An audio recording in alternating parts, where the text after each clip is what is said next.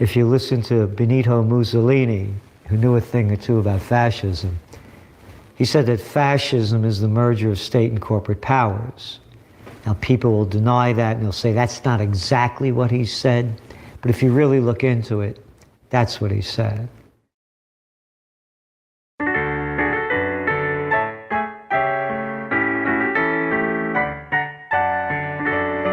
Milk is an important part of every good diet. Use the best grade of milk available to you. Disease may be contracted through drinking unsanitary raw milk.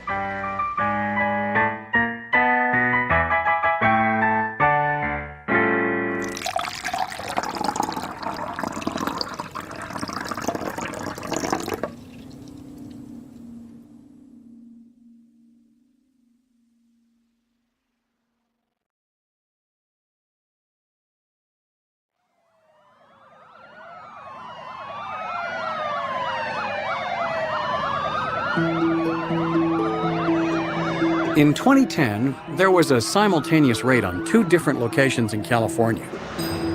Heavily armed agents stormed into private properties, arresting several U.S. citizens for dealing in a restricted substance. Now, drug raids happen quite frequently in the U.S. It's just one of the ways the authorities keep us free from malicious and harmful substances. Only this wasn't a drug raid. The substance being sold wasn't crack or crystal meth, or even bootleg hooch. It was milk. This is an example of just how heavy-handed the government is in routing out disfavored parties. In this case, the government operates on a public interest argument that raw milk is inherently unsafe. It is a breeding ground for bacteria, and because it is not pasteurized, the argument is it carries with it an enormous increased risk for consumers, such that it shouldn't be available. This is the position of the Food and Drug Administration. And the government cracks down on this one segment. And they do so with brute force, sending in stormtroopers, essentially, and shutting down the milk plant in its entirety and confiscating all of the milk, regardless of whether it's contaminated or not.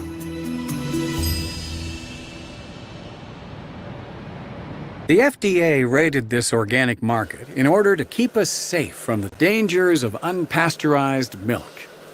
Buying and selling unpasteurized milk, that is. They have no problem with you drinking raw milk if, say, you find a stray cow on the way home and decide to milk it yourself. But a reputable farmer trying to sell some to willing customers? That's a big no-no. Although this organic market was a club, with each member having signed a waiver acknowledging the potential risk of drinking raw milk, this was not good enough for the FDA. Did these people not realize that raw milk is a gateway food? What next? People eating cheese? Knocking back raw oysters, sushi, or, heaven forbid, eggs? Luckily, the FDA was there to step in and save these adults, at gunpoint, from the dangers of raw milk. The reason why pasteurized milk doesn't come under this scrutiny, and the reason why raw milk as opposed to cheese, eggs, raw oysters, sushi, why they don't come under the same FDA scrutiny, is that the major milk manufacturers are a principal lobby within the FDA. They have very small profit margins per unit. And so if in Whole Foods and other places there are significant numbers of consumers who come in to buy raw milk products, it is a significant economic effect on the large milk processors. The California milk raids were not an isolated event. Over the past few years, there have been raids all across the U.S. to crack down on the sale of many organic products. But despite any claims of safety concerns or risk, one thing is clear. The actions of the regulatory agencies, and by extension, the politicians that manage them, are not motivated by any notion of public good. They're motivated by the desire to stay in power. That takes money.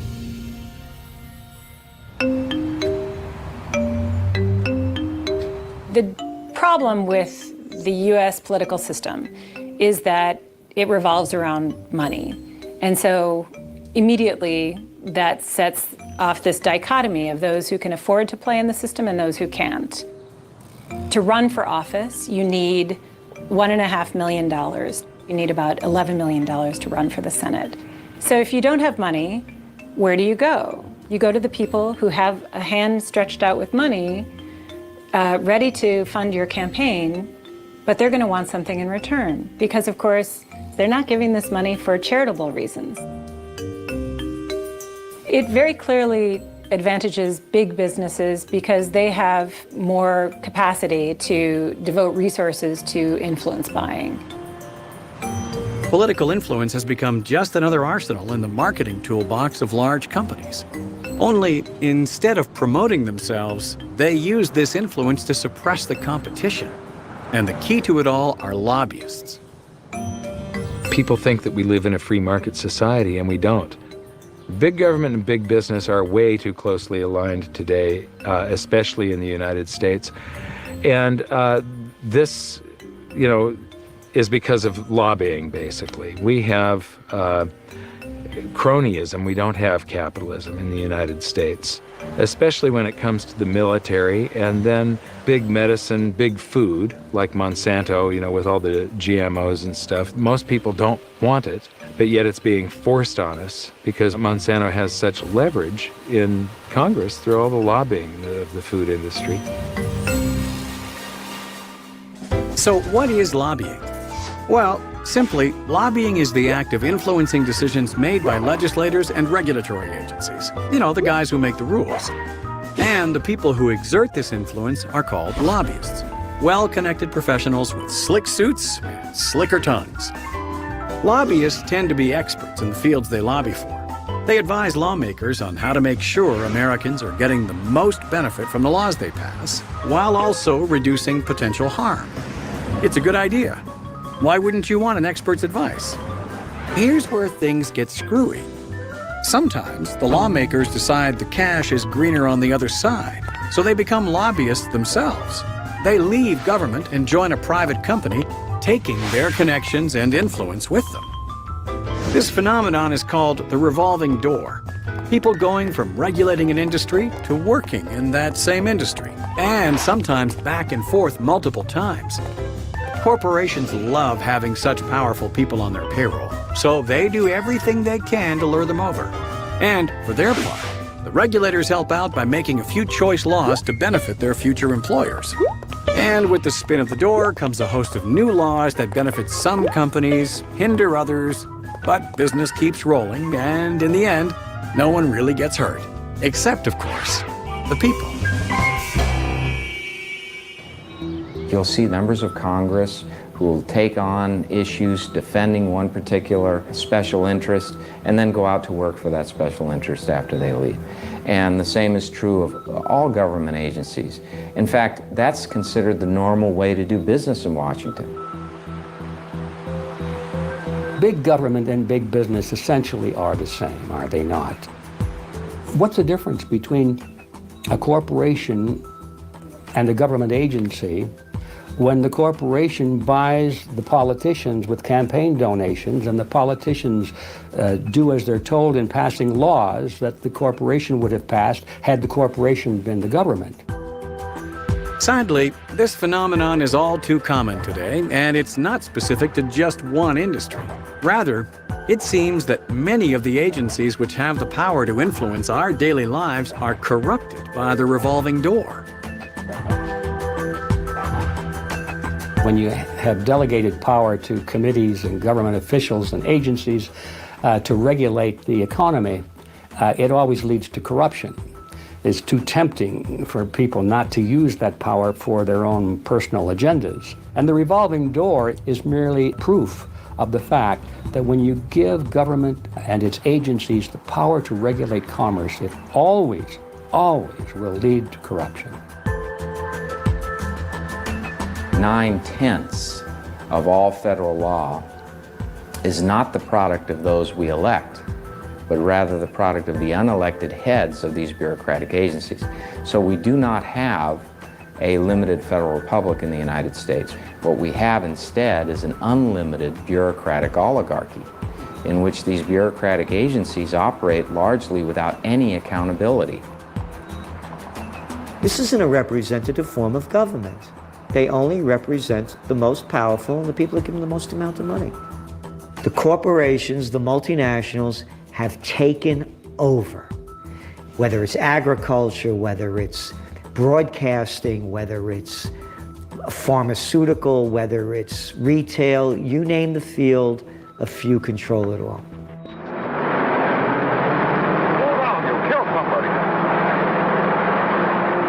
Laws and regulations are essential to any modern society.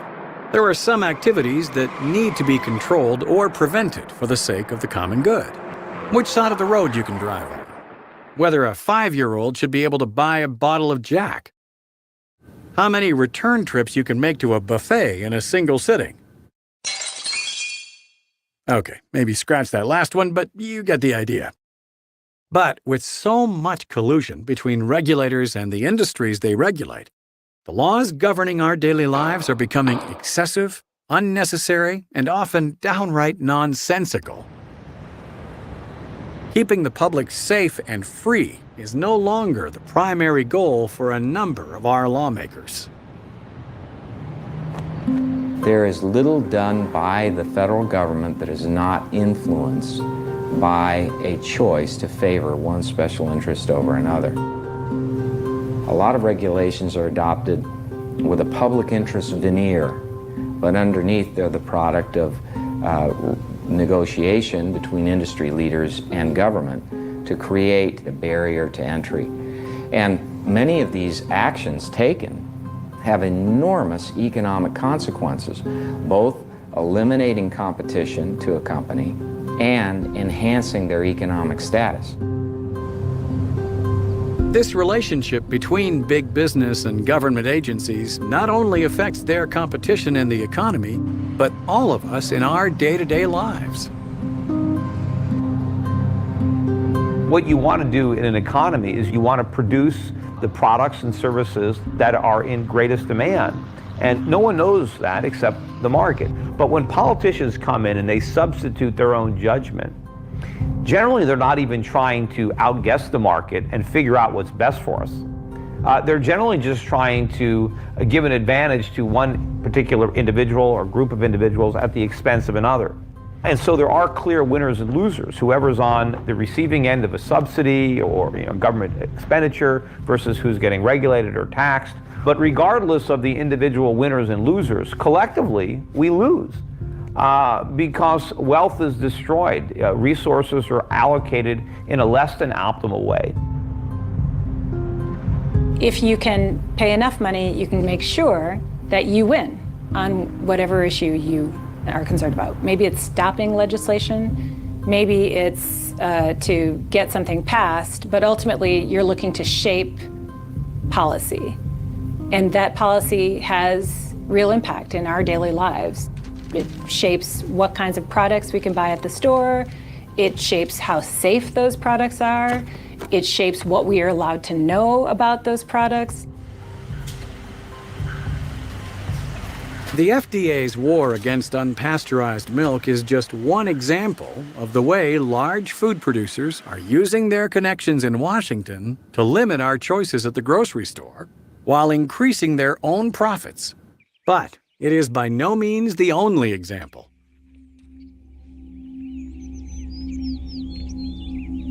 Big government is in a collusion with big agriculture. There were never any scientific studies that determined that GMO food is equivalent to conventionally grown food. The Food and Drug Administration in the United States said, well, Monsanto has vouched for the safety of GMO food. And Monsanto said the FDA has certified it as safe. That's big business and big government together.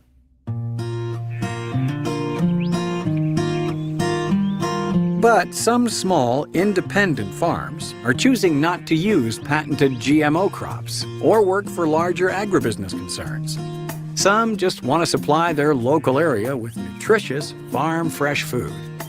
One such farmer is Joel Salatin. He runs his farm based on an innovative and radical new technique which he calls letting his animals out to pasture. Sounds crazy, but maybe he's onto something. We have a very different set of production and processing criteria.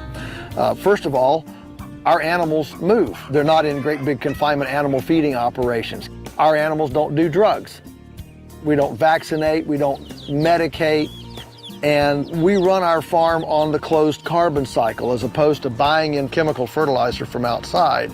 So, you know, the localization, the carbon cycle, animals move around, the lack of pharmaceuticals, all of that is 180 degrees different than today's industrial, global, petroleum-based food system. It turns out there is a healthy market for traditionally farmed meat and produce. So why are there so few independent farms operating around the country? The story of Chicago and its great stockyards symbolized the amazing economic revolution that was underway. On the farms, machines and improved techniques of agriculture began to produce an abundance of food for consumption both at home and abroad. The new world of mass production required increasing concentrations of capital. Pooling the investments of many people, the corporation became the means to starting vast new enterprises. The globalization and corporatization of everything is gradually making it more and more difficult for independent farmers, independent people in the food system to market to their neighbors, to friends, to family, to whatever. And you do think every day about what bureaucrat is going to invade my life today. Every single time the government penetrates the marketplace, it always favors the biggest players because they're the ones that are able to buy favors, to curry concessionary privileges in a regulatory climate. And so I know that many of the consumer advocacy folks mean well when they say we need more oversight, we need more regulations for, you know, this bad thing that happened over here. What they don't realize is that by the time that regulation actually gets enacted and filters down to the, you know, to the farm level, it always, always, always hurts small producers and helps the large producers. It's the revolving door. Don't eat healthy, only eat crap. A few companies control everything. There's only a small group of agribusiness companies that control the entire food production. They're putting everybody out of business. They don't want any competition. The small farmer is always a threat. If 50 million people in the United States decide on their own that they would prefer to buy their produce from small farmers or at farmers markets because they think it's healthier, that's a defection out of the system. Government doesn't want that. And Monsanto certainly doesn't want it, nor do any of the big agribusiness companies want it. So better to do everything possible to wipe out the small farmer in America. Make him go bankrupt, make him sell his land, which is then taken over by some larger agricultural entity, until eventually the entire food chain is controlled by big corporations and big government. The regulations forced upon small independent farms like Joel's have created a hurdle which limits the size and scope of his operation. And whether these regulations are well-intentioned or imposed just to give an unfair advantage to the big guys, the end result is that many of the products Joel would like to sell have been deemed illegal. The things that we would like to do, from curing meat to selling raw milk, for example. You know, we would love to sell raw milk, and we have customers who'd love to get raw milk, but it's illegal. We just had a health department inspector. They told us that our slaughtering shed for the poultry was illegal and wanted to close us down. And their contention was that if it's actually open to the air, it's inherently unsanitary. What's fascinating is a feedlot in deplorable conditions with no trespassing signs gets away with almost anything, but because we are extremely transparent outdoors, out here, it makes us vulnerable to the anthropomorphism of ignorant people. You're probably thinking that these agricultural regulations are meaningless to you. If these regulations are limiting your choices, how come you can walk down any aisle in the supermarket and find dozens of different brands and hundreds of different foods? I mean, how much choice do we really need? The average person walks into the supermarket, right? And they see all this stuff on the shelves. They say, what do you mean I don't have choice? I can get Count Chocula breakfast cereal, Fruit Loops, Cracker Jacks, whatever, okay? I can get potato chips from 10 different companies, What do you mean I don't have choice? And so it's a hard sell because people have a hard time understanding what they can't get. What you can't get is raw milk. What you can't get is backyard slaughtered poultry that never went through a great big processing plant. There's a tremendous amount of artisanal heritage type food that is unavailable now because it has been criminalized and outlawed. In the end, it comes down to risk. Some things, like raw milk, are just too risky to let out to the public.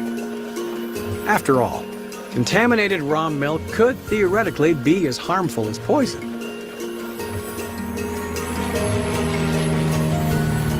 Actual poison, on the other hand, is apparently fine.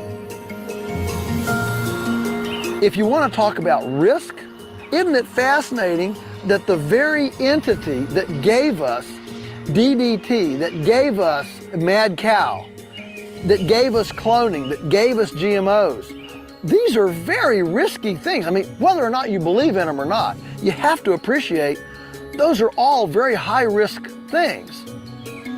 And they are the ones that we say, I want to put my faith in you for my food. I think people participate in risky behavior all the time.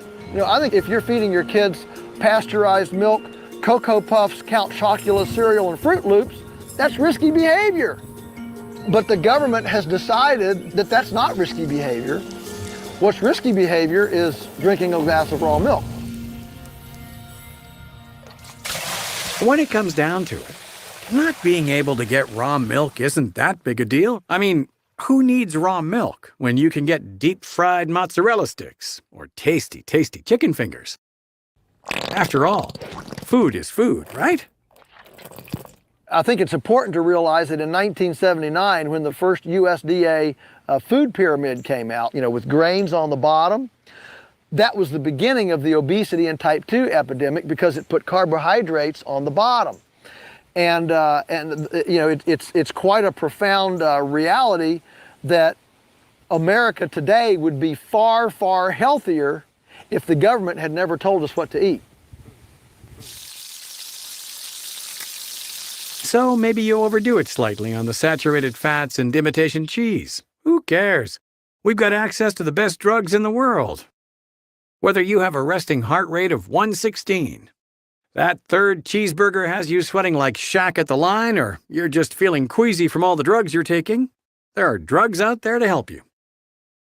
And we can all agree, if there's one area where we want strict regulations, it's pharmaceuticals. After all, no one wants unsafe medicine getting out to the public.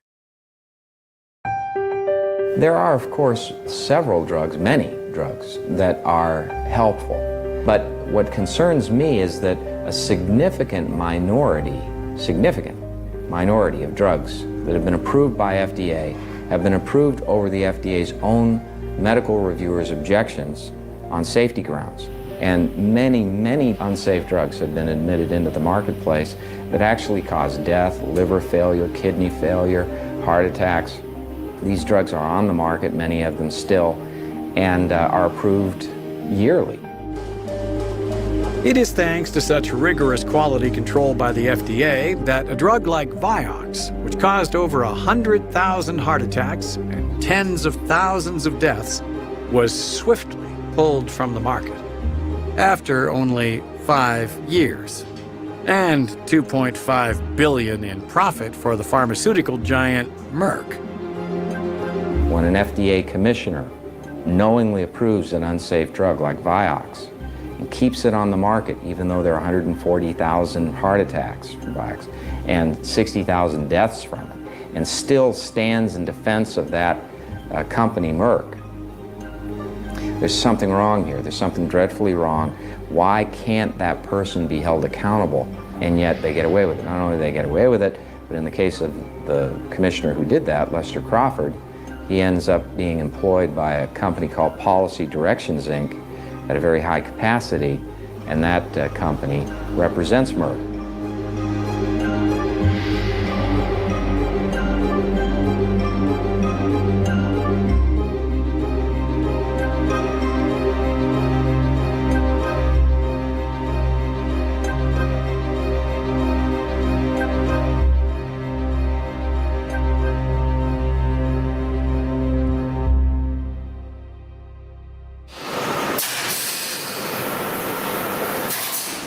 Perhaps the Vioxx incident was just a one-off event. There are a whole host of helpful drugs in the marketplace, and the FDA shouldn't be scrutinized for one little slip-up. I mean, it's not like this is happening regularly. The FDA says that all of these pharmaceutical drugs that are everywhere in America, they're safe and effective. That's how they get out into doctors' offices and drugstores, and that's why people ingest them.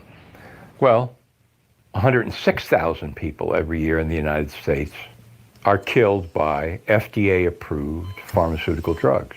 The FDA admits this on their own website, but they say nothing about taking responsibility for it. It's just another medical fact to them. Huh. Over 100,000 deaths from prescription drugs every year. You'd think with all the stringent testing the FDA does before it lets a drug out onto the market, they'd detect some of these life-threatening side effects. These are the bottles which finally will find their way to doctors' offices and clinics all over the country. Even as they reach the end of the production line, other tests are in progress and samples are sent to the government. The manufacturer's protocol is first reviewed, then subjected to a whole battery of complex scientific tests. The FDA's whole system of drug review is bogus. It's designed to protect and advance the interests of the drug industry. A lot of people don't realize this, but FDA never tests the drugs it approves. FDA does no independent testing at all. It relies entirely on the testing done by the drug advocate, the proponent of the drug application that has a self-interest and a conflict of interest. That party is looked to for all of the drug testing. They do their own testing. So the FDA does no independent testing of the drugs it approves. But with so many new drugs being manufactured, can you blame them for outsourcing the testing to the drug companies themselves? After all, if you can't trust a multi-billion-dollar pharmaceutical conglomerate, who can you trust? There have been multiple instances of corruption in this process where negative information has been kept away from the FDA so that the FDA will approve a drug. In fact, Sanofi-Aventis, with its drug Keytec, relied principally on a clinical trial that FDA's medical reviewers, who are sharp on the case, discovered didn't even happen. They made it up. And there were FBI investigations and prosecutions. But what did the FDA do? The medical reviewers said to the commissioner, gee, they relied on a fraud for this application. We should deny it. But the FDA commissioner granted it. He put Keytec into the market. So you see, it's that degree of influence and corruption that makes it impossible for the American people to be protected.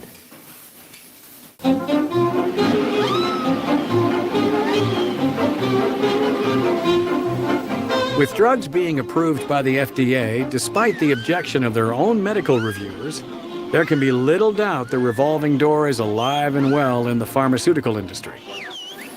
And just in case you do have some tiny shred of doubt remaining, consider the case of Billy Tauzin. You may want to have some anti-nausea pills on standby. Congressman Billy Tauzin, who was the head of the Energy and Commerce Committee in the House, he was the man assigned the task of ensuring that a provision would be put into the law that would prevent the entire government from negotiating down the per unit price of drugs required to be acquired under Medicare Part D based on volume. So in other words, they're forced to pay whatever price the drug industry sets per unit for the drugs purchased under Medicare Part D. And that is something that could enable the drug industry at its will to bring the nation to its knees financially. And so it is that this provision was put into the law in the Bush administration. Tauzin left the government, left his position in Congress, became the head of the Pharmaceutical Research and Manufacturers Association, and made the highest salary they had ever then paid to that date, $2.5 million a year, as a compliment for his selling out the nation to protect the drug industry. So while the government may be choosing, often poorly, which food and drugs they think are safe for us to have, at least they aren't trying to force any of them on you. Except perhaps for vaccines. George Lambert is a representative of the New Hampshire State House, and he is a leading proponent for vaccination choice in his state. When I got to the State House, somebody asked me if I would work on a bill for vaccination choice. The more research I did, the more I found out that in the risk of an epidemic, they can go out and vaccinate everyone without choice. To say that vaccines are compulsory, which in the U.S.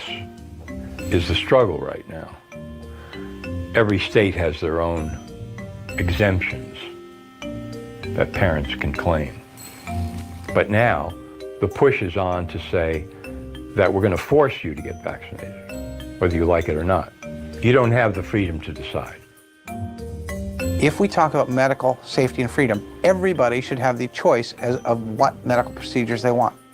You can get a medical exclusion, you can get a religious exclusion, but you can't get a conscientious exclusion. We had an issue in New Hampshire a couple of years ago where there were some injections that were contaminated that might actually contain meningitis. But if you were required to get a vaccination or an injection, how do you know the injection isn't contaminated? But if you want your children to go to school or participate in any of these other activities, the government says you either do this or you're excluded. That's a problem. Because when the news says there's something that puts your life at risk, you should be able to make an educated decision. That's what freedom really comes down to in the end. The freedom to decide, for good or bad, how you want to live. And that freedom should not be overruled by the government except in the most extreme cases, or to keep us safe from the most diabolical of threats. Weed, grass, ganja, joint, doobie, do, chronic, ace, lobo, loco, loveboat, bud, Buddha, blunt, pot, pat, pin, chiba, 420, and hashish, or hash for short. No matter what you call it, no matter what hip street lib it's referred or referred to by, it all comes from the same stash. It's all marijuana.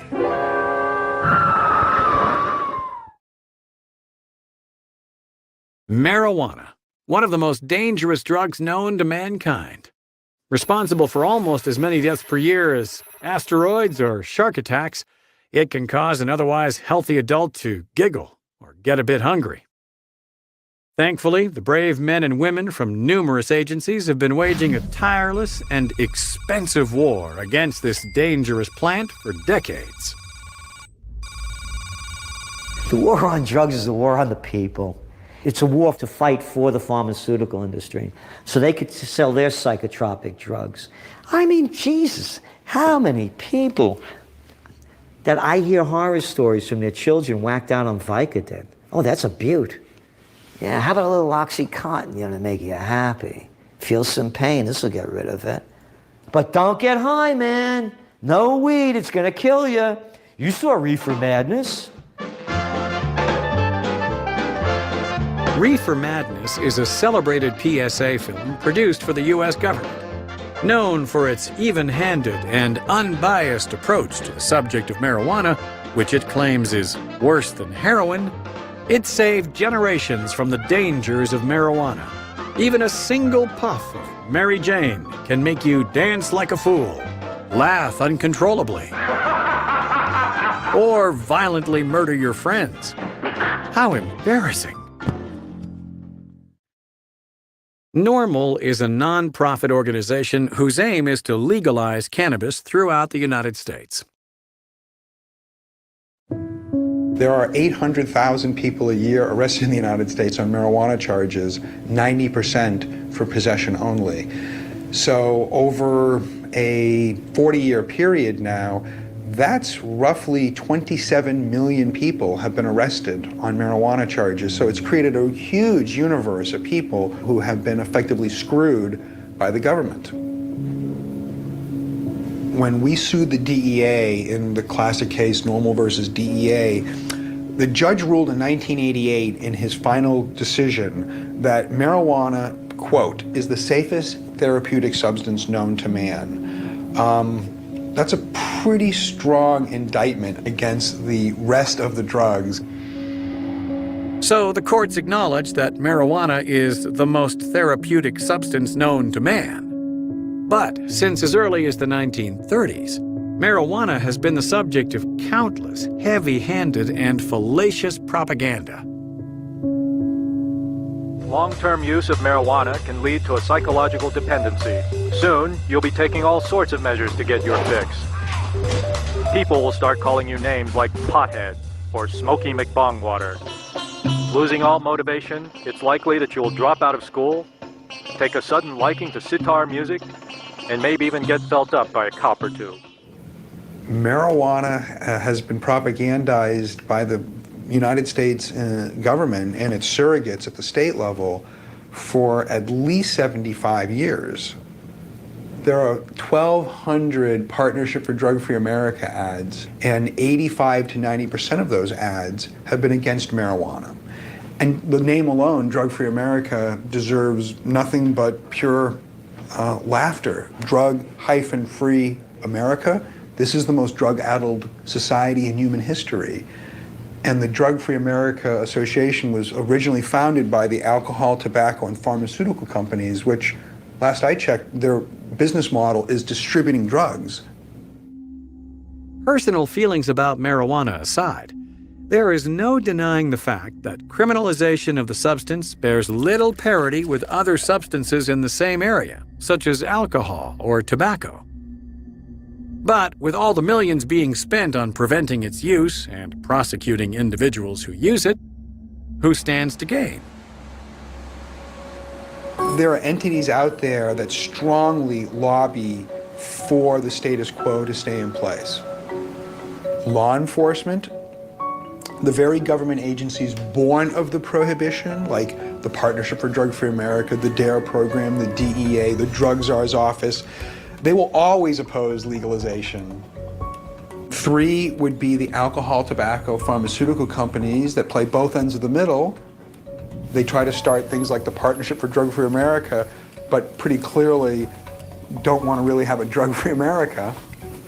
The 4th entity are companies that are able to make money off of the prohibition, and that would be private prisons, drug testing companies. This is probably the most naked of our opposition, because if you get caught with marijuana, you can either choose the route of prosecution and potential conviction and then going to jail, or you go to rehab. Well, even the director of NORML, if I got caught by police with a small amount of marijuana, if I'm given a choice between going to jail and going to rehab, I'm going to pick rehab. And so 80% of their clientele are effectively pushed in the door by the government. So this is an incestuous relationship that has been set up between the drug rehabilitation profiteers and the government that brings their clients right to their door. And we, the taxpayers, pay for the rehabilitation. Now, in the language the addicts use among themselves, they never say to each other, let's smoke a marijuana cigarette. They say, let's turn on, or let's blast a joint. As with drinking raw milk, smoking a marijuana cigarette carries with it obvious health risks.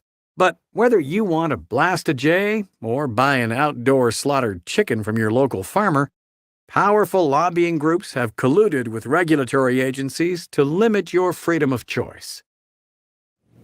When the government violently kicks down your door and comes onto your property with guns drawn, trying to get you to stop engaged in a certain behavior that's harming nobody else, that is a social injustice. I personally think of cannabis as just a metaphor for freedom. I think of it almost purely at this point now as a discussion over personal freedom and how much can the government intervene in your life, and intervene violently with guns drawn. Okay, we've talked a lot about food and medicine and, Lobo, but enough of that hippie talk. Everyone knows the world revolves around one thing and one thing only: milk. I mean, money.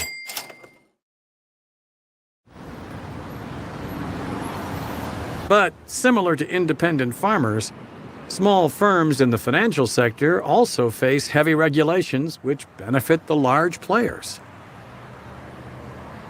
I act in the securities industry, and there's all sorts of rules and regulations that I have to abide by. The vast majority of it doesn't protect my customers, the individual investor, and that's not why I believe it's there. That's the excuse that the politicians give the voters, but the real reason is because there are very large banks and brokerage firms that don't like small firms like mine competing with them, and so they want to tie us up in red tape. See, they can afford to pay for the regulations. It's the small firms that can't. But they didn't do it to help the investor. They did it to help the big brokerage firms that wanted protection from competition. And so that's what happens. But of course, the revolving door is when these guys leave Washington, they get cushy jobs at the companies they used to regulate. And in fact, they go back and forth. They go from the industry to the government, back to the industry to the government. And what they're really doing is they're peddling their influence. They go to Washington to get clout, to get influence, to make friends, and then they sell the influence to the highest bidder when they leave.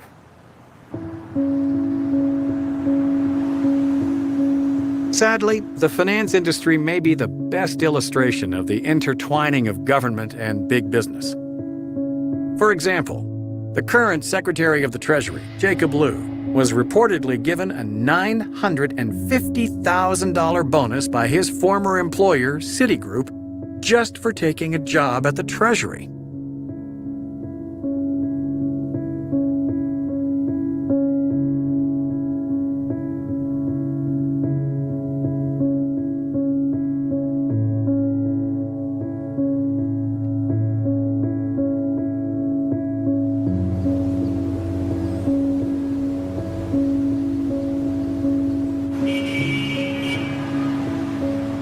If you want to see the proof of fascism, all you have to do is look at 4 simple words.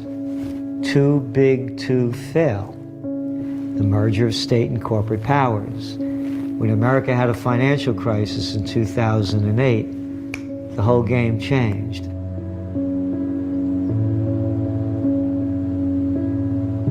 The banks got in trouble. They bring out Henry Paulson, the U.S. Treasury Secretary, former CEO of the Goldman Sachs gang, and says we have to bail out the banks. They're too big to fail.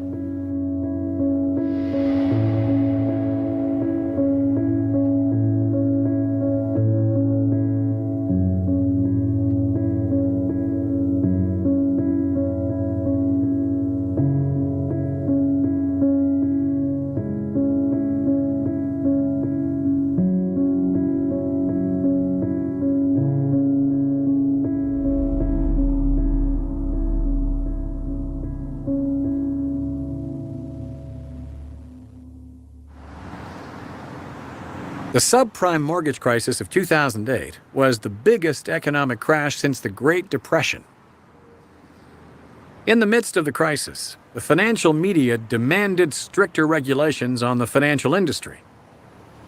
Economist Peter Schiff, who predicted the crisis years in advance, believes that not only was Wall Street to blame, but more importantly, it was the regulators colluding with the financial industry who were responsible for the crisis. Well, the regulators caused the crisis. It was the regulation that created the problem.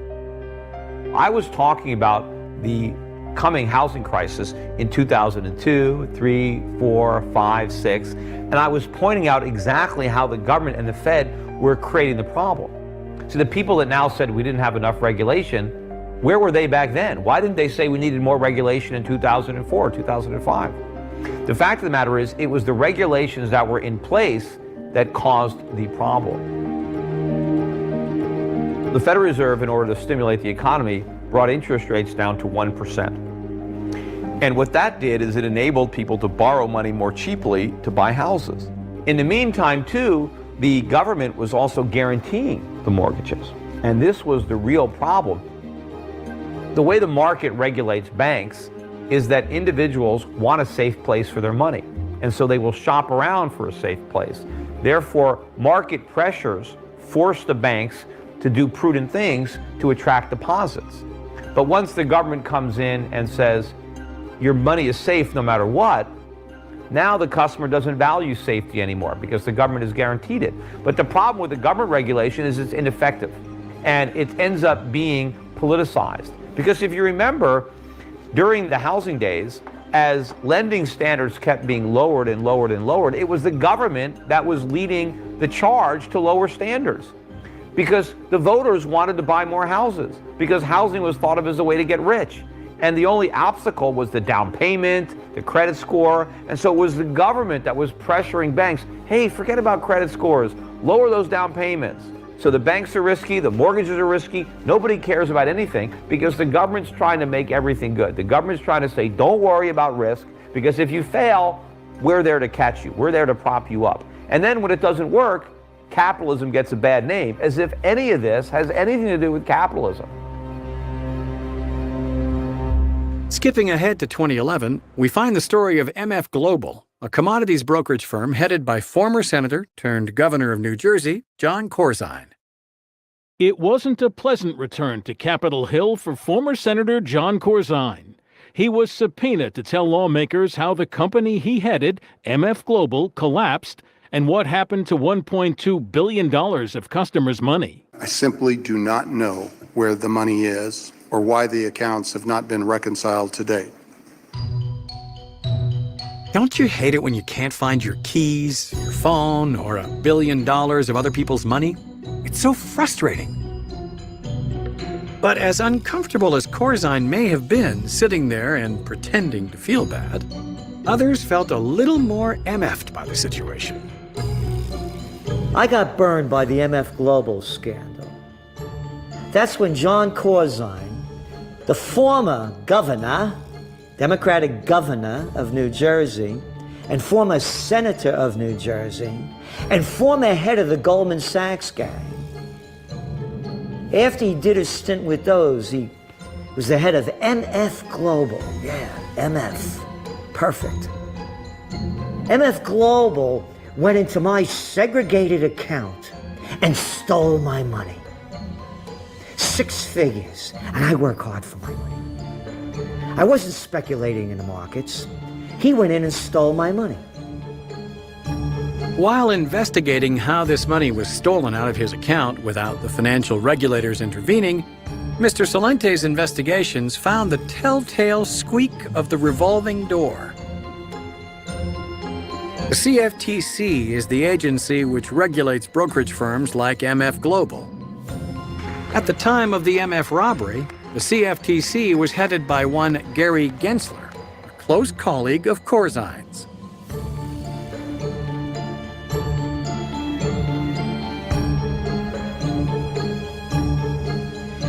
Gary's never once let his team forget what this is all about. The American people. Do you know what the Commodities Future Trading Commission did to Jon Corzine? After robbing me and thousands of others? Nothing. Nothing. Gary Gensler was his lieutenant at Goldman Sachs, and he's the head of the Commodities Future Trading Commission. You want to say that the fox is watching the chicken coop is stupid. It's worse than that.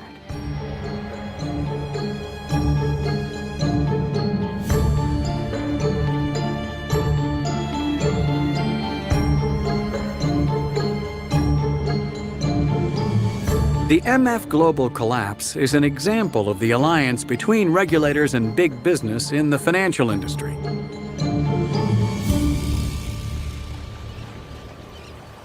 But a more troubling phenomenon, called a bail-in, was recently seen in Cyprus. Even in my direst predictions in this Parliament over the years about the way the EU bosses were behaving, never did I think that they would, in a completely unprecedented manner, resort to stealing money from people's bank accounts. Recently in Cyprus, the banks had been irresponsible, and it was the public, all of the depositors, that paid the price, and they called it a bail-in to make it sound different from a bailout. What happened was many of the banks in Cyprus bought a lot of Greek government debt. And as you know, over the last few years, Greek government debt has all but collapsed. So that made the Cyprus banks all but insolvent.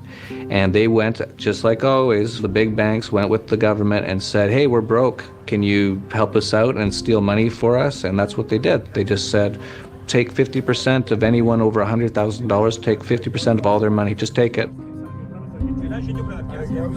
Just the term bail-in is a lie. This is something that is a marketing tool to basically cover up a theft. A bailout, they whip up currency and they give it to the banks, and then the public eventually pays for that through a tax called inflation, because there's now more currency in existence. A bail-in, they skip the part of creating currency and they just take it from the depositors. But basically, the banks win at the public's expense either way. But that was Cyprus, not the US. There's just no way the citizens of North America would allow something as underhanded as a bail-in. Canada actually put in their 2013 budget a bail-in clause, the exact same thing. They said if the Canadian banks have problems, that they can just take it from Canadian citizens. The US has been talking about it as well. The governments allow these banks to do these kind of things. Cyprus was the model to see if they could get away with it. They got away with it, and now it's proven successful, so it is a solution they can use in the future. In hindsight, it seems obvious that the financial sector would be rife with corruption and backdealing. Finance, education, the prison system, the military-industrial complex. Almost every industry in which there is money to be made has been affected by the revolving door. Even relatively new agencies are subject to its spin. If you need proof, try to take some nail clippers onto a domestic flight.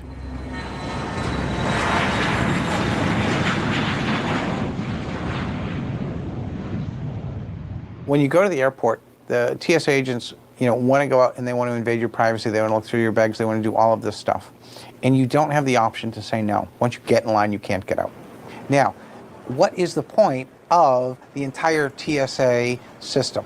It's security theater. It's to make people feel scared, not to make people feel safe. Because the more they can actually make people feel scared, the more they can actually take a little bit of their rights away all the time and constantly remind them that they need the government to make sure that their safety is well taken care of. The body scanners that stop you from taking dangerous objects, like bottles of water, onto planes, were installed due to TSA regulations. As head of the Department of Homeland Security, Michael Chertoff required every airport in the country have those scanners installed. For our safety, of course. This technology allows us to detect any item concealed on a person's body, including molded plastic hidden under clothing. The scanners themselves are built and installed by a company called Rapiscan. Can you guess who worked as a consultant for Rapiscan after leaving Homeland Security? Oh yeah, I remember. Let me see. Cherkoff. He was the head of the Homeland Security right after the underpants bomber. Right after that happened, Cherkoff, whatever his name is, he appeared on all the national media. We have to get them X-ray machines in there. Rapiscan, Rapid Scam, somebody's scam. That's the name of the company. Yeah, well, they X-ray you. They X-ray you. Oh, son of a gun. Wow.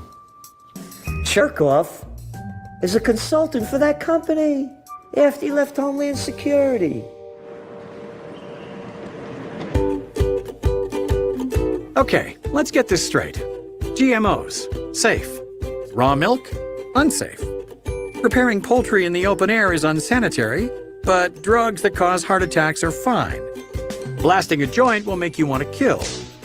Getting X-rayed at the airport is vital to national security, and stealing from your customers is okay, provided you do it $1 billion at a time. With regulatory agencies so deeply entangled with big business, it's almost impossible to know whether the rules we live by are there for our safety or someone else's financial benefit. Whatever the reason, the end result is our lives are now so heavily manipulated by the desires of others that our choices are becoming more and more limited. That's what government regulation is all about. It's all about limiting your choices. The government wants to make those choices for you. They want to take away your freedom to choose. The choices that you make, the types of food that you eat, right? All of this is determined for you by the government. And why can't we make choices, right? That's what freedom is about. The politicians think that, hey, it's important that we all vote. They can trust us to vote, but they can't trust us to make these basic decisions about whether we should buy a house or whether we should rent a house or should we use this broker or that broker or should I put on my seatbelt or should I wear a helmet or should I smoke cigarettes or, all these choices need to be made by the government, but somehow we're smart enough to vote, but we're too dumb to do just about anything else. This over-regulation has implications other than just limiting our choices. By giving government agencies the authority to regulate our lives, even in the name of protection, it has led to an expansion of government power at the expense of individual freedoms. What's the old saying? Give them an inch, and they'll take your money, life, and favorite dairy products? Something like that. The more laws there are, the more rules and regulations there are, the more taxes there are, the less freedom you have. I mean, that's what freedom is. It's freedom from government. So when people are free, it means that they do what they want. They don't have to do what the government tells them. Career bureaucrats are usually dedicated pro-regulatory people. They are fans of state paternalism, of government making individual choices. And the result of that is to really deprive individuals of sovereignty. It makes individuals mere functionaries of the state rather than people who can pursue their own self-interest and enjoy the benefits and blessings of liberty. It really does come down to who owns me, who owns the individual. You can't have a system that denies choice, trying to protect us from the risk of bad choice, and preserve the freedom to make good choices. That's the problem. You can't have it both ways. Freedom requires risk. Should I wear a seatbelt? Is this bank a safe place to keep my money? Do I need insurance? We're all so busy with our daily lives that making important decisions can become overwhelmingly daunting. A lot of people prefer the freedom from making choices, even if it means the choices being made for them aren't the best. The idea that government should make our choices for us is one that a lot of people prefer, rather than to make their own choices. But once the point is reached, like in the former Soviet Union, when choices are made for you by the government to such an extent that it destroys the economy, that it destroys free agency, that it renders everyone a servant and the state a master, then at some point individuals come in large numbers to the conclusion that they're not getting what they were promised, that they are overtaxed, they're overregulated, that their choices are limited, that paternalism is disgusting, it's caused me heartache, and I'm going to reject it. I want my freedom. Until that point is reached, most people will be content with their comfortable lives and the choices still available to them. The hardworking people don't have time to watch or hear what's going on.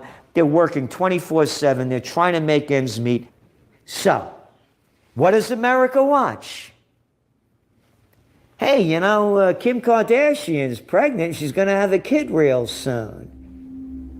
The media makes sure that we don't dwell very long on any really serious issue. We've all seen the phenomenon where there's something very serious that comes up involving the serious aspects of what's going on in the world, and it gets on the news for a very brief period of time. And all of a sudden now that's been switched off, and we're soon distracted with soapbox operas and Dancing with the Stars and all kinds of things that are entertaining, and I'm not saying anything against them, but it's not as serious as the lack of everybody's freedom through a new amendment to the Patriot Act, for example. The media may try their best to give us a fair and balanced opinion of world events, but there are now other avenues available for those seeking unfiltered news. The way that the net and the web were built involves a lot of decentralization. It moves power into the hands of the people sending and receiving messages, as opposed to the people in the middle that are handing them off. And that is a scary prospect for entrenched stakeholders. Any alternative media, other than the corporate media that is so rigidly controlled, is a threat. The internet is certainly a threat because the internet gives almost anyone access to the world.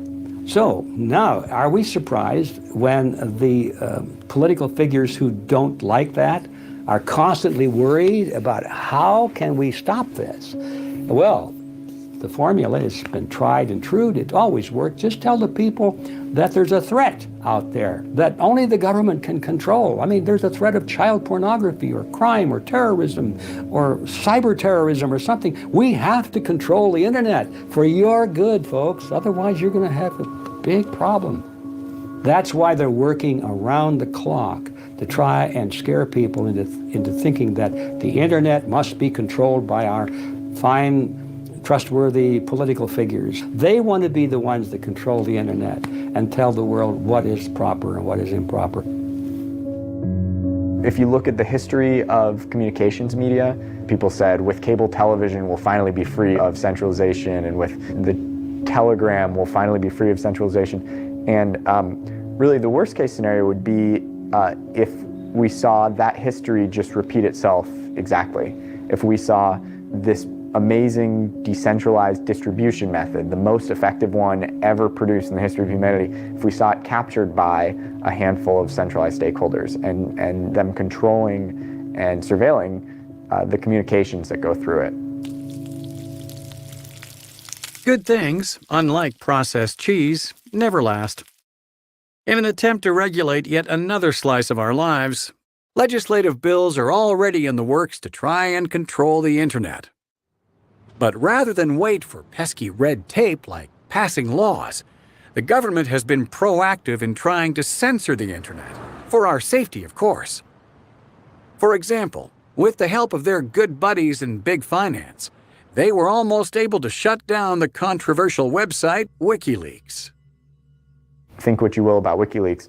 The point is that members of the government were able to just speak with payment processors and create this blockade and say, you cannot transfer money to this organization. And it's not much of a leap to say, wait, hold on. The government, or in some cases companies, can decide that nobody can do business with these people, or that nobody can see what these people are publishing, that's obviously a problem in our tradition of free speech. WikiLeaks was able to survive thanks mostly to a very new concept: decentralized money. Unlike most currencies in the world, which are created and regulated by central banks, decentralized currency, such as Bitcoin, is created by the people, and as such is almost impossible to control. Bitcoin's a decentralized peer-to-peer currency. It's actually an internet protocol, kind of like SMTP, that's how you send emails. Well, it's money over internet protocol. It's how we can send money over the internet. And we can use it to transfer value without having a middleman. That means we don't need a bank or a money transmitter between us, someone like Western Union. We can just send money like we send an email. Bitcoin's, I'm incredibly excited about it because it's the first free market private money that's also a technological money. It's electronic currency. The great thing about it is it's not controlled by a central bank. It's not controlled by anyone. It's actually really the people's money. So it gives a lot of freedom. Why do we have the supply of money and the cost of money, or interest rates, set by some bureaucrats 3,000 miles away in Washington, D.C.? How efficient is that for our economy? Because interest rates, they regulate production over time, and they regulate all the production within the economy. You know, whether we should save or whether we should build something. Bitcoin liberates that interest rate because it's a censorship-resistant currency, so we don't have to use their money system anymore. Decentralized currencies like Bitcoin offer an alternative to the highly regulated and controlled national currencies of the world. But, as with the government's push to regulate the internet, attempts to regulate the purchase of Bitcoin have already been seen. I recently tried to start up a Bitcoin ATM. I hired some lawyers in the US and they told me, you're under 5 different regulators in the US. You're under banking, finance, money, even telecommunications, because we're using the internet. And we looked into the total cost just to start a Bitcoin ATM, a very basic product, no less than $25 million, because we needed all kinds of insurance bonds as a money transmitter. This is how they keep competition out, because they don't want competition. These attempts to control increasing amounts of our personal lives have some people very concerned. And with each successive law or regulation, the temptation to opt out entirely becomes more and more appealing. There are some people that are abandoning ship. They see the ship is sinking. They don't know whether it's going to sink for sure or stay afloat somehow. They don't want to stay around to find out. They're just leaving while the getting's good. And I'm not going to tell somebody not to leave because I don't know for sure how bad it may or may not get. Jeff Berwick is someone who has already decided to opt out. To this end, he formed an expat community in Chile, hoping to create a haven for freedom-loving people who can no longer tolerate the government encroachment in their personal affairs. We started this community because we've really recognized that a lot of people around the world want to get out of these Western countries. Rising taxation, rising regulation, people are getting put in jail in the US all the time for nothing, victimless crimes. People who have done nothing except for maybe drink raw milk or have some plants in their pocket called marijuana. What we're trying to attract and what we've been attracting is more freedom-minded people. Everyone has their own personal story. Sometimes it's as simple as someone's been pulled over like 10 times in a month and been searched. I've seen people who've had their entire businesses taken away through regulation and fascism in the US. There was one doctor who came down recently. He had a practice in the US. He had a almost 100% cure cancer rate within 1 month. And he had about 30 SWAT team come in one day and everything taken by the government. And so many people have just had enough of being pushed around, stolen, beaten, put in cages for nothing, to have most of their money taken away and even sometimes their entire livelihood taken away. Not all of us can just pack up our lives and move to Chile. So what practical options are left? Identifying the root of the problem is a good place to start. The issue is there's this merger of what would appear to be private enterprise and government. And the only way to break it is to restrict the power of the state. Once you give the state the power, the authority over our lives in all these areas, then there's no stopping it, because then the individuals who are in those fields of providing medical services, monetary services, banking services, power and gas and oil and all these services, they will gravitate to the government, buy off the politicians, make the mergers, pass the laws to their best interest, and the average, the gum-chewing public thinks, oh, well, isn't that nice? Well, we voted for these guys, so I guess it's in our best interest. They don't get it. If you take all the temptation, all the power away from political office, the only people who will go into it will be those who want to serve their country, because there's no way to steal anything anymore.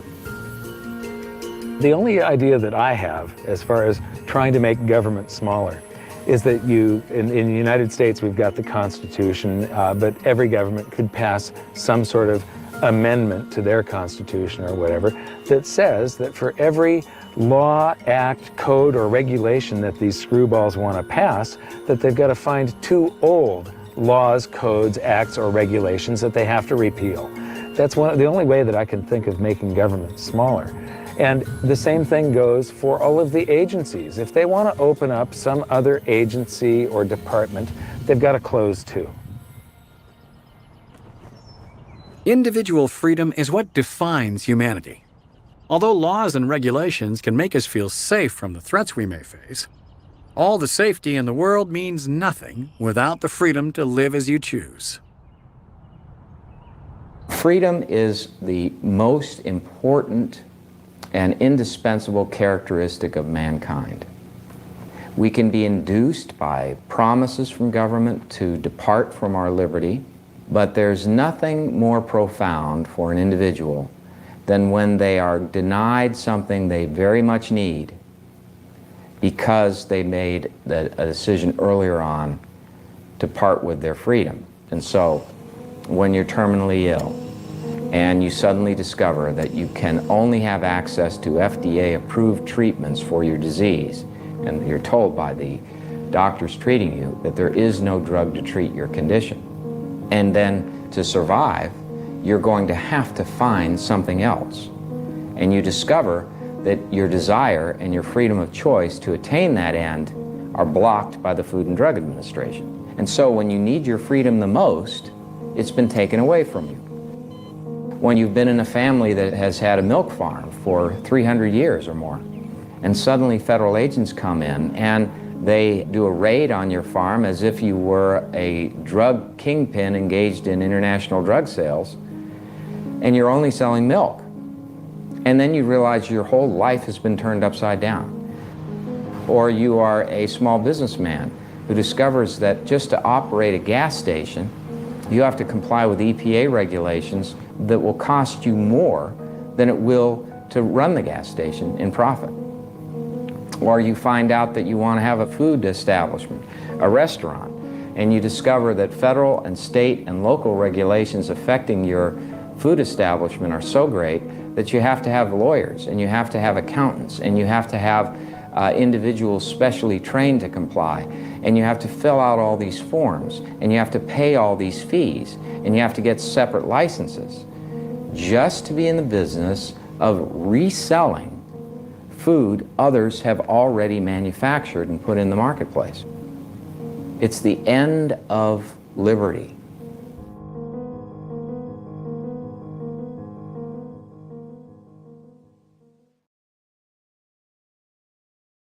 How you regain freedom is a huge question. The individual knows that he or she is alive. The individual knows that he or she is free to choose a future and a life that they want. We either have free societies or we don't. There's such a thing as individual freedom or there isn't. That is the bottom line.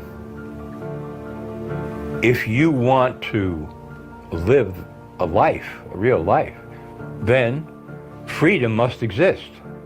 So people have to step up to the plate whenever they see individual freedom threatened along any channel of human activity. That's where you start from. When I was growing up, New York was an ugly, ugly city where there was violence in the streets all the time. And the way that they cleaned it up was by going and getting people to go out and say, no more. Well, that worked to stop the gangs. The same thing works when you get honest people who engage in government. And maybe we can stop the government gangs from sitting there and dictating the terms of our lives and preventing us from having the freedom and liberty which we were guaranteed in an open democracy.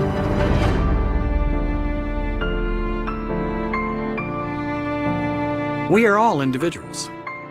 We have the ability to think, to decide, and most importantly, to be heard.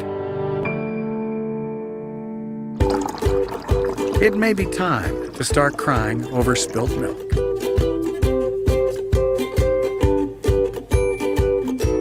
Crap, I just spilled this. This is not going to be good. Boy, I just saw those pictures of Kim Kardashian pregnant. I said, man, how could a chick like that? Why does anybody want to look at her, you know? And yet she's a star. Well, you don't want him in there? Go downstairs there, Geppetto. No, I don't know where you can get any weed. That's a lie. Such a blatant lie, too. No, I'm only kidding.